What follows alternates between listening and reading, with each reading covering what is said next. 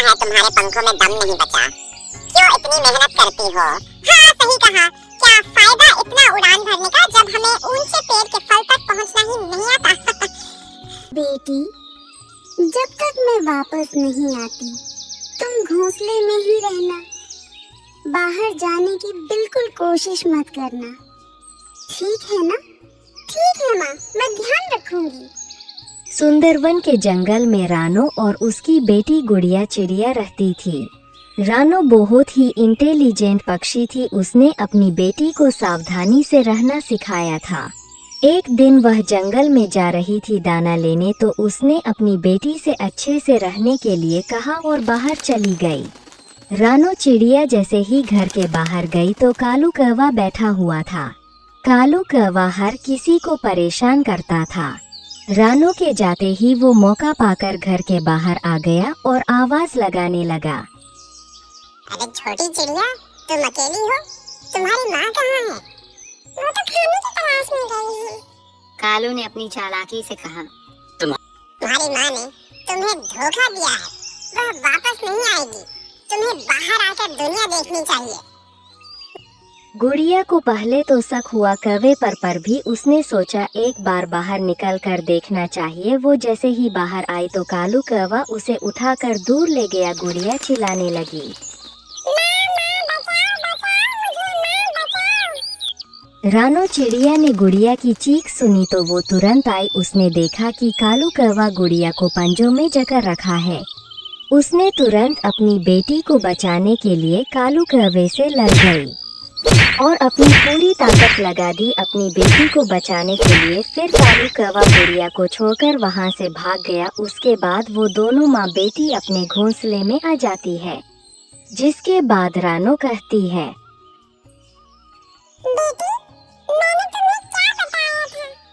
कभी भी किसी अनजान की बातों में नहीं आना चाहिए। मैं समझ गई।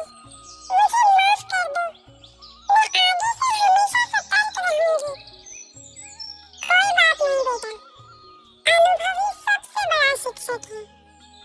तुमने आज एक महत्वपूर्ण सबक सीखा है। उसके बाद से रानो चिड़िया और गुड़िया चिड़िया बड़ी सावधानी से रहने लगी। उन्होंने कालू कौवे को सबक सिखाकर जीवन जीने का एक महत्वपूर्ण पहलू सीखा कि कैसे जंगल में रहना चाहिए और क्या क्या सावधानियां बरतनी चाहिए। और रानो चिड़िया ने जंगल के बाकी पक्षियों को भी कालू कौवे के कारनामे के बारे में बताया, जिसके बाद सभी पक्षी भी सतर्कता से रहने लगे और गुड़िया चिड़िया भी अब अपनी माँ की बात मानकर खुशी खुशी अपने घर में रहने लगी। अंधे हो या बच्चे, मैं काम नहीं करूँगा। ये सब मुझसे नहीं होगा। पक्षीपुर के जंगल में चिड़िया अपनी बूढ़ी माँ के साथ रहती थी। उस बूढ़ी माँ को अपनी बेटी की शादी की चिंता लगी रहती थी, पर चिड़िया शादी के लिए तैयार नहीं होती थी। बेटी, अगर तुम्हारी शादी हो जाए तो मैं सुकून से मर सकूंगी। मुझे तुम्हारी बहुत चिंता है। ऐसा कुछ नहीं होने वाला। मेरी माँ हमेशा मेरे साथ ही रहेगी। नहीं बेटी, मैं अब बहुत बड़ी हो गई हूँ। तभी वहाँ पर एक हरा तोता आता है। रानो, एक चूहा मेरे जानने वाला है। वो शादी करना चाहता है। अगर तुम राजी हो तो मैं उससे बात करता हूँ। बेटा तोते, जल्दी करो। मैं तो अभी यही बात कर रही थी। तोते भैया, जैसे आप सबकी मर्जी। फिर तोता वहाँ से चला जाता है और अगले दिन सवेरे एक टूना चिड़े को अपने साथ रानो के घर लेकर आता है। माँ जी, ये है वो चिड़ा। बेटा, आपको घोंसला बनाना आता है क्या? हाँ माँ जी, मेरा पक्का लकड़ियों का घर है और मैं जानता हूँ कि तिनकों का घोंसला भी कैसे बनाते हैं। मम्मा चिड़िया को उस टूना चिड़े की बातें अच्छी लगती है और वो उसके साथ अपनी बेटी की शादी फिक्स कर देती है। फिर कुछ दिन बाद रानो चिड़िया शादी करके अपने ससुराल आ जाती है। अब कुछ दिन तो टूना चिड़ा रानो को बड़े प्यार से रखता, पर जैसे जैसे दिन निकलते गए टूना ने अपना रंग दिखाना शुरू कर दिया। रानो चिड़िया को बहुत परेशान करने लगा। मैं तुम्हें घर में सजा कर रखने के लिए नहीं बिठा कर लाया। बाहर जाओ और मेरे लिए दाना लेकर आओ। मगर हमारे परिवार में तो पति ही दाना लाता है और बकरियां घर की देखभाल करती हैं। यहाँ ऐसा कुछ नहीं होने वाला। आज से दाना तुम्हें ही लाना होगा। ऐसा कहते हुए टूना चिड़ा सो जाता है। रानो चिड़िया उदास हो जाती है और फिर जंगल में दाना लेने चली जाती है। चिड़िया, तेरी शादी उस आवारा चिड़े से हुई है क्या? कभी मैं नहीं जानती कि वो कैसे हैं, जैसे भी हैं, मेरे तो पति हैं वो एक नंबर का आलसी है। हम कौवों से भी ज्यादा आलसी। वो कभी भी तुम्हें जिंदगी की खुशियाँ नहीं दे सकेगा। रानो चिड़िया ये सब सुन दुखी हो गई और फिर दाना लेकर घर चली आई। अब कुछ दिन ऐसे ही चलता रहा। रानो चिड़िया ही सारा काम करती और दाना भी खुद ही। टूना चिड़ा कोई काम नहीं करता और घर में ही पड़ा रहता। सुनिए, आप मेरे साथ चले। मैं अंडा देने वाली हूँ और मुझे घोंसले का नरम बनाने के लिए कुछ कपास की जरूरत है। घोंसले को नरम बनाने का काम तुम्हारा है। जाओ और ले आओ कपास जाकर। मैं नहीं जाऊंगा। रानो चिड़िया अकेले ही दाना लेने चली जाती है और काफी सारा कपास इकट्ठा कर लेती है। तभी उसे अपनी माँ का ख्याल आता है और वो उड़ते हुए अपनी माँ के घोंसले में जाती है। वहाँ पर वो तोता बैठा हुआ था। तोते भाई, मेरी माँ कहाँ है? रानो, तुम्हारी माँ तो तुम्हारी शादी के दूसरे दिन ही मर गई थी। अपनी माँ की खबर सुन चिड़िया रोने लग जाती है। माँ ने कहा था कि मैं तुम्हें ना बताऊं। मेरी माँ भी मुझे छोड़कर चली गई। और तोते भैया, जिस चिड़े से आपने मेरी शादी की थी, वो एक नंबर का आवारा और आलसी है। सारे काम मैं करती हूँ, दाना भी लाती हूँ और घर को भी देखती हूँ। चिड़िया, मैं नहीं जानता था, मुझे नहीं पता था कि वो चिड़ा ऐसा निकलेगा। अपनी माँ को याद कर रानो चिड़िया वही घोंसले में ही बैठी रहती है और फिर शाम को अपने घर लौट आती है। कुछ दिन बीत गए। रानो चिड़िया ने 2 अंडे दिए। रानो चिड़िया कई दिनों बाद इतनी खुश हुई थी। देखिए पति जी, मैंने अंडे दिए हैं। अंडे दिए हैं तो मैं क्या करूं? क्या मिठाई बांटूं? बताओ बताओ। अब आप दाना लेने चले जाया करना और मैं अंडों की देखभाल किया करूंगी। अंडे हो या बच्चे, मैं काम वाम नहीं करूंगा। ये सब मुझसे नहीं होगा। अगर ऐसा ही करना था, क्यों शादी की थी? चुप कर जाओ, वरना मैं बहुत मारूंगा तुम्हें।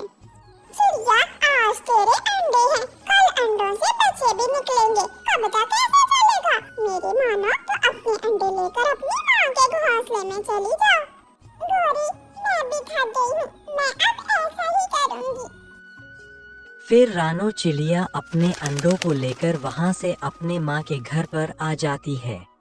कुछ दिन बाद उन अंडों में से 2 प्यारे प्यारे बच्चे निकलते हैं, एक चिड़ा और चिड़िया। स्वागत है मेरे बच्चों का, मैं आपका ही इंतजार कर रही थी। मम्मा, भाई की तरह मैं भी सुंदर हो गया। आप तो बहुत ही सुंदर हो। अब मेरी जिंदगी के सारे दुख खत्म हुए। अब मुझे जीने का सहारा मिल गया। मेरे बच्चे ही मेरी खुशियाँ हैं। फिर चिड़िया अपने बच्चों का पालन पोषण अच्छे से करने लगी, उनके लिए फल लाने लगी, उनका बहुत ध्यान रखती। बच्चों की वजह से उसके दुख के दिन खत्म हो गए थे। अब कुछ समय बाद बच्चे उड़ने लगे। एक दिन रानो चिड़िया का पति उसके पास आता है। मुझे माफ कर दो रानो, मैं बहुत बीमार हो गया हूँ। मुझे तुम्हारी जरूरत है। आप जाइए यहाँ से। मैंने तो आपसे उसी दिन रिश्ता तोड़ दिया था जब मैं अपने मासूम अंडों को लेकर आपके घर से निकली थी। मैं बहुत खुश हूँ। मेरे बच्चे मेरे साथ हैं। मेरा मुश्किल वक्त गुजर गया है। अब टूना चिड़ा वहाँ से चला गया और रानो अपने बच्चों के साथ अब खुशी खुशी रहने लगी। हरे भरे जंगल में मुनी चिड़िया अपने बेटे कुकू के साथ रहती थी। वह बहुत समझदार और सादगी पसंद थी, लेकिन उसके आसपास कुछ ऐसे पक्षी भी थे जो उसे नीचा दिखाने का मौका नहीं छोड़ते थे। इनमें खासकर कालू कौवा और उसकी पत्नी गीता कौवी सबसे आगे रहते थे। अरे मुनी बहन, आज फिर इतनी मेहनत कर रही हो, लगता है तुम्हारे पंखों में दम नहीं बचा। क्यों इतनी मेहनत करती हो? हाँ, सही कहा। क्या फायदा इतना उड़ान भरने का जब हमें ऊंचे पेड़ के फल तक पहुंचना ही नहीं आता। मुनी चिड़िया, तुम सही हो कालू भैया, लेकिन मैं मेहनत करना कभी नहीं छोड़ूंगी। देखना, वक्त बदलेगा और मेरी मेहनत रंग लाएगी। उसी समय पेड़ की एक टहनी पर बैठे बूढ़े कबूतर दादा ने सब सुना और अपनी घनी मूंछों के साथ गंभीरता से बोले, अरे, मेहनत से कभी हार नहीं माननी चाहिए। याद है कालू, जब तुम पहली बार उड़ने की कोशिश कर रहे थे और जमीन पर गिर गए थे? दादा, वो बचपन की बात है। अब मैं जंगल का सबसे ताकतवर पक्षी हूँ। कबूतर दादा, अरे हाँ, लेकिन तब तुम रोने लगे थे और गीता कौवी ने तुम्हें चुप कराया था। गीता कौवी हंसते हुए कालू की ओर देखती है और कालू की हल्की शर्मिंदगी जंगल के हर पक्षी को हंसा देती है। मुनी चिड़िया हल्की मुस्कान के साथ सोचती है कि कैसे बड़े पक्षी भी कभी-कभी खुद को बचपन में भूल जाते हैं। एक दिन जंगल में खबर फैली कि सबसे ऊंचे पेड़ पर एक जादुई फल उगाया है जो हर मनोकामना पूरी कर सकता है। कालू कौवा ने तुरंत निर्णय लिया कि वह इस फल को पहले हासिल करेगा। मैं ही उस फल को पाने वाला हूँ। देखना, सबसे पहले वही मेरे पास होगा और फिर मैं जंगल का राजा बन जाऊंगा। गीता कौवी, वाह, तब मैं रानी बन जाऊंगी। सब मेरी तारीफ करेंगे। सभी बड़े पक्षियों ने तय किया कि सुबह के पहले सोकर सारे फल को पाने के लिए प्रयास करेंगे। मुनी चिड़िया ने भी यह खबर सुनी और उसने अपने बेटे कुकू से कहा, कुकू, हमें भी इस फल को पाने की कोशिश करनी चाहिए। याद रखो, ताकत से ज्यादा बुद्धि की जरूरत होती है। हाँ माँ, हम मेहनत करेंगे और फल जरूर लाएंगे। सुबह होते ही सारे पक्षी ऊंचे पेड़ की ओर उड़ान भरने लगे। बड़े बड़े बाज और उल्लू अपनी ताकत दिखाते हुए फल तक पहुंचने का प्रयास कर रहे थे। देखो, मैं सबसे पहले फल तक पहुंचूंगा। कोई मुझे रोक नहीं सकता। हाँ, देख लो, तुम उड़ने में कितना समय लेते हो। मैं तो अपने जान से फल हासिल करूंगा। लेकिन सबकी कोशिशें नाकाम हो गई। फल इतना ऊंचा था कि कोई भी उसे छू नहीं पाया। अंततः सभी बड़े पक्षी थक कर नीचे लौट आए। मुनी चिड़िया ने सबको ये देखा और रात के समय जब सारे बड़े पक्षी सो रहे थे, उसने अपने छोटे छोटे पंखों से धीरे धीरे उस ऊंचे पेड़ की ओर उड़ान भरी। कुकू उसकी मदद कर रहा था। माँ, तुम जा रही हो? मुझे डर लग रहा है।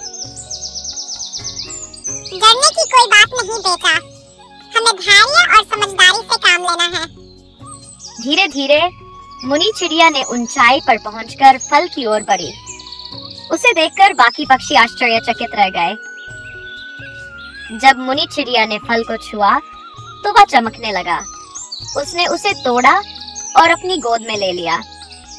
उसके दिल में खुशी थी, लेकिन उसने सोचा कि इसे अपने लिए नहीं बल्कि जंगल के सभी पक्षियों के लिए इस्तेमाल करेगी। मैं इसे सबके साथ बांटूंगी। ये फल किसी एक का नहीं है। और मुनी चिड़िया ने फल को उनके बीच बांट दिया। हर पक्षी ने अपनी इच्छाओं की बातें की और फल के जादू से उनकी इच्छाएं पूरी होने लगी। मुनी दीदी, तुमने सबको खुश कर दिया। मुनी बहन, तुमने साबित कर दिया कि असली ताकत दिल में होती है। मैं तुम्हारी बहुत इज्जत करता हूँ। सही कहा कालू, ये फल तुम्हारे साहस और नेक दिल का इनाम है। मुनी चिड़िया ने सबको एक महत्वपूर्ण सीख दी। इस फल ने हमें दिखाया है कि असली खुशी तब होती है जब हम अपनी खुशियों को दूसरों के साथ बांटते हैं। और ये जरूरी नहीं कि ताकतवर हमेशा जीते। कभी-कभी छोटे और सादे दिल वाले ही सच्ची जीत हासिल करते हैं। सभी पक्षी एक साथ खुशी से चहकने लगे। उन्होंने मुनि चिड़िया को जंगल की सबसे प्यारी और आदरणीय चिड़िया मान लिया और इस तरह मुनि चिड़िया ने सबके दिलों में एक खास जगह बना ली और जंगल में खुशियों का माहौल बना रहा। हाँ बहन जी, मुझे ये रिश्ता मंजूर तो, पर मैं बहुत गरीब हूँ, मेरे पास आपको देने के लिए कुछ भी नहीं है और मैंने अपनी बेटी को बहुत लाड़ प्यार से पाला है। कभी इसकी आंखों में आंसू मत आने देना। अरे भाई साहब, आप ये कैसी बात कर रहे हो? हमें आपसे दहेज नहीं चाहिए। सुंदरवन के जंगल में मुनि नाम की चिड़िया अपने पापा भोलू राम के साथ रहती थी। मुनि भगवान भोलेनाथ की बहुत बड़ी भक्त थी। वह रोजाना शिवलिंग पर जल चढ़ाती और पूजा करती। ओम नमः शिवाय, ओम नमः शिवाय, हर हर महादेव, हर हर महादेव। वही भोलूराम उस मंदिर के पुजारी थे। दोनों भगवान शिव की बहुत सेवा करते। अब भोलूराम को अपनी बेटी की शादी की चिंता सताने लगी। हे भगवान, अब मेरी बेटी भी शादी के योग्य हो गई है। अब इसके लिए कोई अच्छा सा रिश्ता मिल जाए तो मैं इसकी शादी करा के धन्य हो जाऊं। हे भोलेनाथ, मेरी बेटी बहुत मासूम है, उसकी शादी अच्छे घर में करा देना भगवान। ऐसे ही कुछ दिन बीत जाते हैं। मुनि चिड़िया रोज भगवान शिव की पूजा किया करती। एक दिन मुनि चिड़िया को मंदिर में पूजा करते हुए बल्लू चिड़ा देख लेता है। उसे मुनि बहुत पसंद आती हैं। वो जाकर अपने घर वालों को मुनि के बारे में बताता है। अरे वाह बेटा, तुमने तो हमारे मन की बात ही छीन ली। हमें तो भोलूराम की बेटी मुनि चिड़िया पहले से ही पसंद थी। हम आज ही उनके घर रिश्ता लेकर जाएंगे। अब कुछ समय बाद बल्लू के मम्मी पापा मुनि के घर आ जाते हैं और रिश्ते की बात करते हैं। अरे भाई साहब, आपकी बेटी ने तो मेरे बेटे बल्लू का दिल चुरा लिया है। अगर आप बुरा न मानो तो हम इन दोनों की शादी करवा दें। हाँ बहन जी, मुझे ये रिश्ता मंजूर तो, पर मैं बहुत गरीब हूँ, मेरे पास आपको देने के लिए कुछ भी नहीं है और मैंने अपनी बेटी को बहुत लाड़ प्यार से पाला है। कभी इसकी आंखों में आंसू मत आने देना। अरे भाई साहब, आप ये कैसी बात कर रहे हो? हमें आपसे दहेज नहीं चाहिए और रही बात बेटी की, तो हम आपके यहाँ से बहू नहीं बेटी ही लेकर जाएंगे। हम इसको कभी परेशान नहीं करेंगे और घर का थोड़ा बहुत तो काम करना ही पड़ेगा। अब मैं भी बूढ़ी हो गई हूँ। अब कुछ दिन बाद बल्लू और मुनि चिड़िया की शादी हो जाती है। मुनि अपने ससुराल आ जाती हैं। ऐसे ही कुछ दिन बीत जाते हैं। मुनि चिड़िया की सास मुनि को बहुत प्यार से रखती है और मुनि भी अपनी सास का अच्छे से ध्यान रखती। घर का भी सारा काम अच्छे से करती। अब 2 दिन बाद सावन का महीना शुरू होने वाला था और मुनि चिड़िया भगवान की भक्त थी। तो मुनि अपनी सास से कहती है, मम्मी जी, सावन का महीना शुरू होने वाला है और मैं मंदिर जाकर भगवान शिव की पूजा करूंगी। अरे बेटी, अगर तुम पूजा करने मंदिर में इतनी दूर जाओगी तो फिर घर का काम कौन करेगा? बुरा मत मानना बेटी, अगर तुम पूजा करने चली जाओगी तो फिर मुझे टाइम पर दवाई कौन देगा? तुम यही घर पर ही अपनी पूजा कर लिया करना। अपनी सास की ये बातें सुनकर मुनि चिड़िया दुखी हो जाती है, पर सास की सेवा करना भी उसका फर्ज था। ये सोचकर मुनि चिड़िया अपने मन को समझा लेती है और अपने काम में लग जाती है। अगले दिन सुबह मुनि चिड़िया नदी से पानी भरने निकल जाती है तो उसे रास्ते में नैना कबूतरी मिलती है। अरे मुनि, किस सोच में डूबी हो? क्या बताऊं नैना बहन, कल से सावन का महीना शुरू हो रहा है और मेरी सास ने मंदिर जाके पूजा करने से मना किया है कि मैं मंदिर जाऊंगी तो देर हो जाएगी और घर का काम कौन करेगा, इसलिए अब मैं क्या करूं बहन? बस इतनी सी बात के लिए तुम परेशान हो रही थी, तुम एक काम करना, कल पानी भरने के लिए आओ, तब मैं भी यहाँ आ जाऊंगी और पानी में भर कर ले आऊंगी और तब तक तुम मंदिर में जाके पूजा कर लेना। पर मैं घर से पूजा की थाली कैसे लेकर आऊंगी? वो मैं ले आऊंगी, तुम तो टाइम से आ जाना। नैना की बात सुनकर मुनि चिड़िया की आंखों में चमक आ जाती है। अब मुनि चिड़िया घर आ जाती है और अपने काम में लग जाती है। अगले दिन सुबह हो जाती है। मुनि चिड़िया पानी लेने के बहाने चली जाती है, जहां नैना उसका इंतजार कर रही थी। नैना मुनि को पूजा की थाली देकर पानी भरने चली जाती है और मुनि चिड़िया मंदिर में आकर पूजा करने लगती है। ओम नमः शिवाय। हर हर महादेव, हर हर महादेव। हे भगवान शिव, मेरे परिवार पर आपका आशीर्वाद रखना। अब मुनि चिड़िया पूजा करके घर आ जाती है। ऐसे ही दिन निकलते गए और रोज रोज नैना कबूतरी की मदद से मुनि चिड़िया अपनी पूजा पूरी किया करती। अब सावन का महीना खत्म होने वाला था। मुनि चिड़िया अपने मन में सोचती है, सावन का कल आखिरी दिन है। अब इतने दिनों तक तो नैना बहन के दिए पूजा के सामान से ही पूजा करती आई हूँ। अब कल मुझे भोले बाबा को कुछ अपना भी अर्पित करना चाहिए। ऐसा सोचते हुए मुनि चिड़िया अपने काम में लग जाती है। अब अगले दिन सुबह मंदिर में आकर पूजा करने लगती है और अपना सोने का हार भोले बाबा के चरणों में समर्पित कर देती है और जल चढ़ाती है। अब पूजा करके मुनि घर लौट आती है तो मुनि सास उससे बोलती है, अरे मुनि बेटी, तुम्हारे गले का हार कहाँ गया? आज सुबह तो तुमने पहन रखा था। मुनि घबरा जाती है और कहती है, वो मम्मी जी पता नहीं कहाँ गिर गया, शायद नदी पर पानी भरने गई थी, वहां पर गिर गया होगा। तो जल्दी चल बेटी, चल के देखते हैं। अब मुनि चिड़िया और उसकी सास नदी पर आ जाते हैं और देखते हैं वहां पर वैसे ही बहुत सारे सोने के हार थे। मुनि चक्कर में पड़ जाती है। ऐसा कैसे हो सकता है? मैंने तो ये हार भोले बाबा के चरणों में अर्पित किया था, फिर यहाँ पर कैसे आ गया, और वो भी इतने सारे? अरे मुनि बेटी, ये सब क्या है? ये तो बहुत सारे हार हैं, जैसा तुम्हारा हार था। ऐसा कैसे हो सकता है? मुनि घबराते हुए सारी बातें अपनी सास से कहती है। वो मम्मी जी, मुझे माफ कर दीजिए, मैंने आपको बताया नहीं। मैं इस सावन के महीने में रोज मंदिर जाके पूजा करती थी। इतने दिनों से तो मैं नैना के दिए पूजा के सामान से अपना व्रत पूरा करती, पर आज लास्ट सावन था तो मैंने सोचा कुछ अपना भी भोले बाबा को अर्पित करूं।